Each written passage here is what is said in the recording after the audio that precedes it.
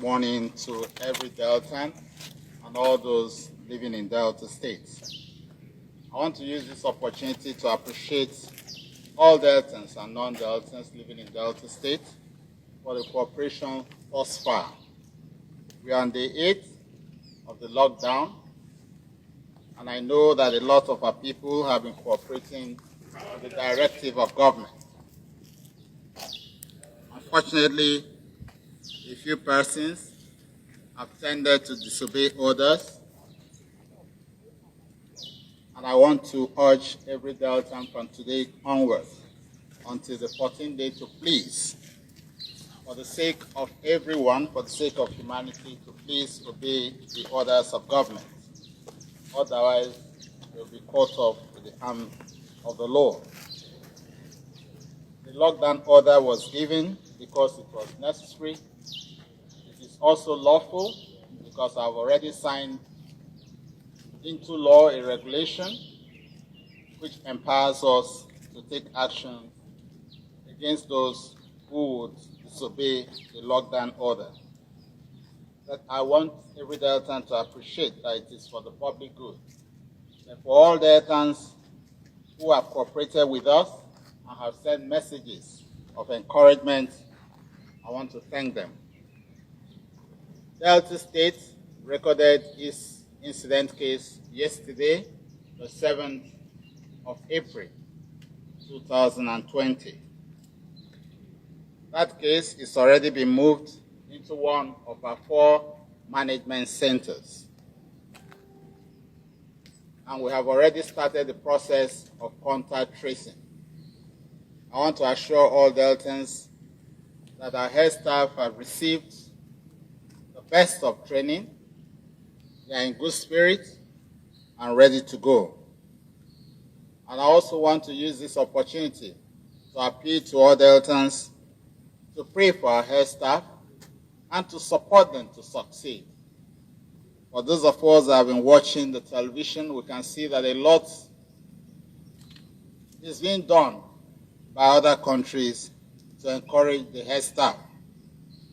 And there is a need for us to support them and to pray for them at this moment when they are very likely going to be overworked and also will be in a position in the course of their work to expose themselves. But by God's grace, we are very prayerful and we hope that none of our health staff will ever contract the virus. Our health staff, however, want to make a very special appeal. This is the time for all health staff, particularly those trained and those that may be called up in the future for training and support, to please show all commitment and passion that is needed for the state and for all of us to win this battle. For the doubting Thomases, COVID-19 is real. It is not for the rich or for the poor. It could affect anybody. And I want to appreciate it if all Deltans will have this at the back of their mind, that anybody and everybody is vulnerable. Both the old and the young are both vulnerable. And if we're watching the television, we'll find that old persons have died. Yes, a lot more. The young persons have also died from the COVID-19. And I believe that by the special grace of God, if we all cooperate with each other and report on time, I pray that we'll have no death in Delta State. I want to urge us all to continue to observe the rules that we have put forth. Washing of the hands regularly with soap and water. And when that is not immediately available, use hand sanitizers. It's important that we stress the need for social distancing. Try as much as possible to be about 6 feet apart from the next person. And it's important that we observe this.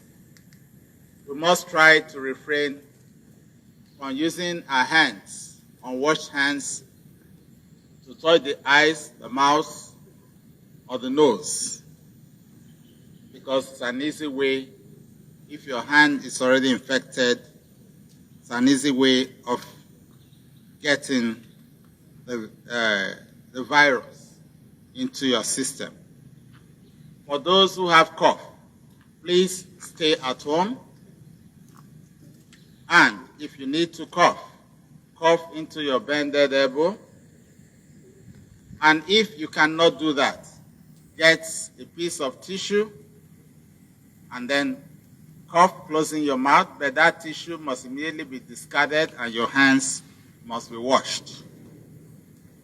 For those who feel sick, having a fever, a cough, or you feel breathless, unable to breathe, it's important that you do not hide yourself at home. Call the following numbers. We had once released the numbers to each and every one of us, and those numbers have also been released to all our council chairmen. The numbers include, there are 4 numbers, and they include 080 31 23 0480. The second number, 080 31 23 0481. And the third, 080 31 23 0528. And the fourth, 080 31 23 0529. You can call any of these 4 numbers and you'll be directed as to what you ought to do. In the absence of this, call your local government council chairman, who will be able to direct you appropriately. Or call your councillor, who have been instructed by the council chairman, and they will also direct you on what to do. You may also call your doctor, but I want to urge that for those who have the symptoms, including fever, cough, and breathlessness, as much as possible, it is best to call these numbers or any of these persons. Or if you know the executive secretary of your local health authority in the council or the disease surveillance officer, call them. Because we do not want patients just running into every private clinic or patent medicine shop who may not be able to manage you or know exactly what to do at that moment. And we'll find that we'll begin to increase the level of transmission of the virus.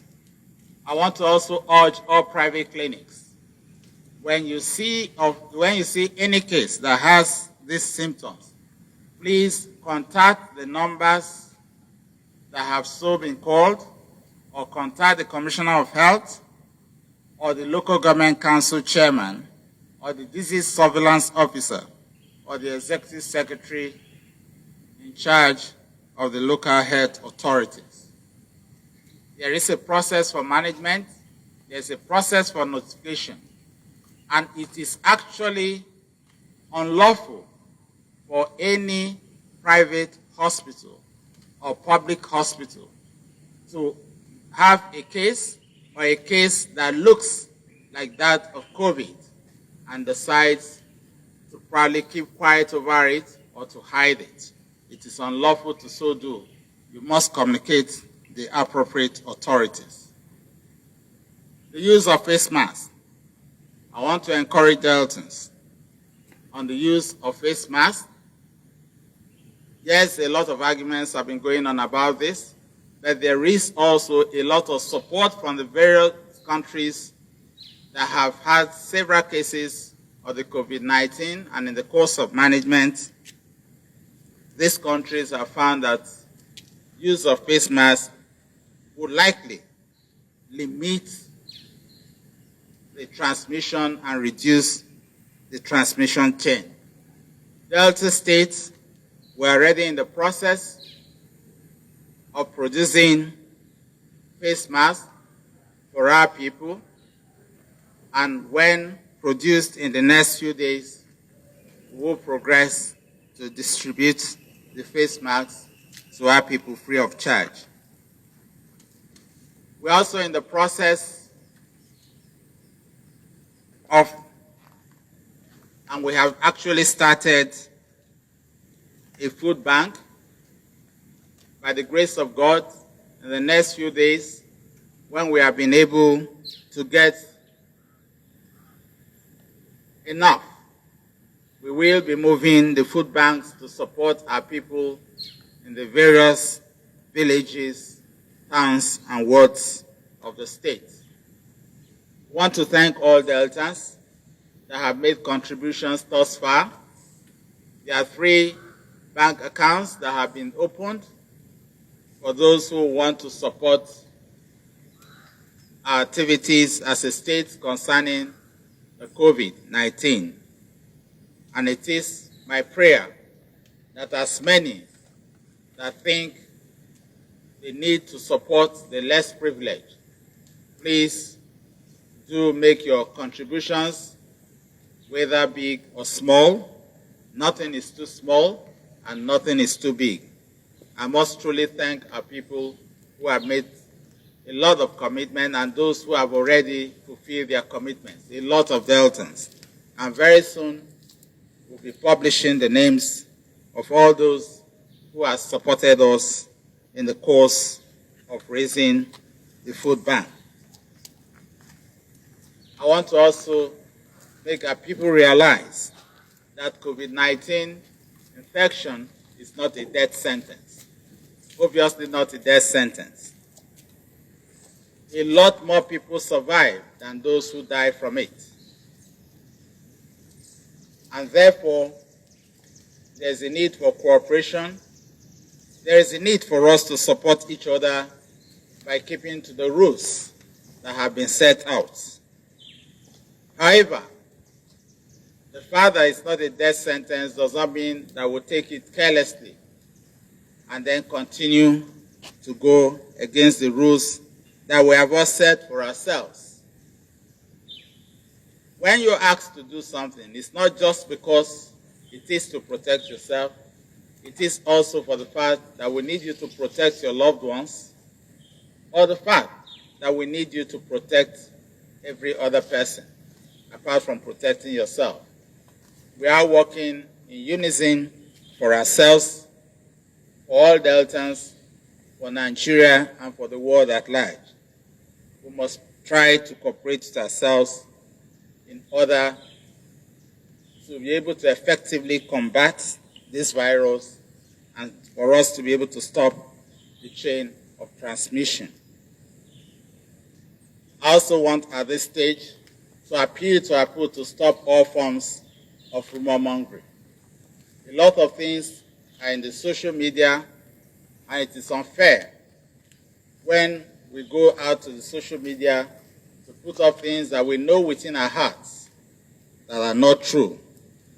There's been a lot of insinuation concerning the fact that a member of the House of Assembly of Delta State has contracted this infection. That is not true, but that does not actually mean that anybody in government cannot contract the infection. Everybody is careful, everybody has to obey the rules, but it's important that things are put right. No member of the House of Assembly has contracted COVID-19. It's important that I put the records right. But whosoever that contracts it, it is not a death sentence, neither should any of such persons be stigmatized in any form. All we owe such persons is to pray for them for speedy recovery. I want to also let Deltans know that we are prepared as a state to tackle any case that does come our way in Delta State. As of today, We have 4 management centers, and each of the centers also has its isolation wards. We have holding centers in several other places where persons who are initially suspected to have contracted the virus can be kept on holding until samples are taken. All samples from Delta State are actually taken to ERA for investigation and confirmation. And when there's a confirmation, the persons will be moved to the 4 centers that we have at the moment. We have the center at the Federal Medical Center Asaba, built by the state, fully completed. We have the Central Hospital Asaba as a second center for case management and also for isolation.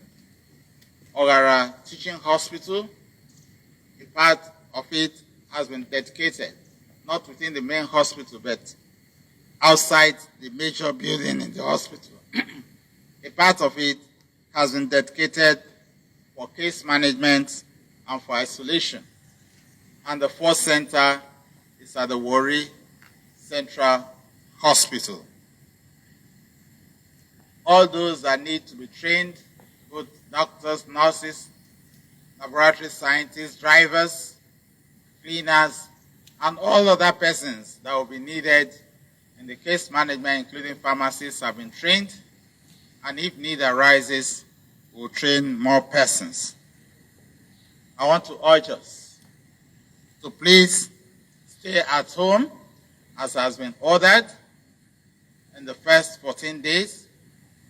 It is helping us as a nation, that is already proven. For Lagos, that has the highest number of cases, it's obviously been proven that this period of lockdown has helped to limit the level of transmission, and it has also helped them to track those who have been contacted and have been needed for investigation.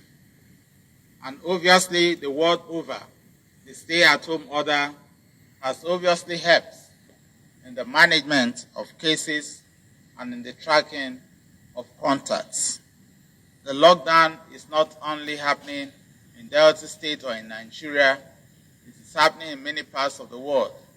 And as I know as of today, over 80% of the United States of America is actually currently on lockdown. But what do we do at this period of lockdown? It's not for us to go out to the fields to start playing football, because in that case, you're also congregating with yourselves and with other persons. And if anybody has it, it could be transmitted to you. So I want to urge families that this is a time for family reunion. It is time to discover ourselves more in the family. It's time for us to stay together. But very importantly, as we stay together, we must realize that this is a time for us to commune with our God and for us to call for His grace and His mercies. We are confident as a state that the mercies of God and His grace is sufficient for us. It's a time for prayers for our families. It's a time for prayers for Delta State. It's time for prayers for our nation, Nigeria, and for the globe generally. I want to thank you for listening to me and to urge that you continue to pray for our health staff, who definitely will be the line of duty to help manage patients, to help track contacts, to help take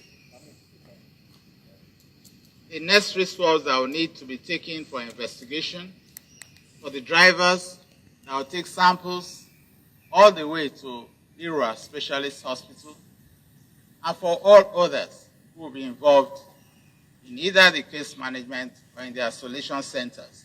Pray for them. They need your support.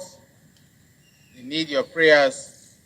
And I believe that the more we encourage them, the more fired up they will be to conduct their duties the way it ought to be done. May God be with us as a people. May God be with us as a state. God bless you.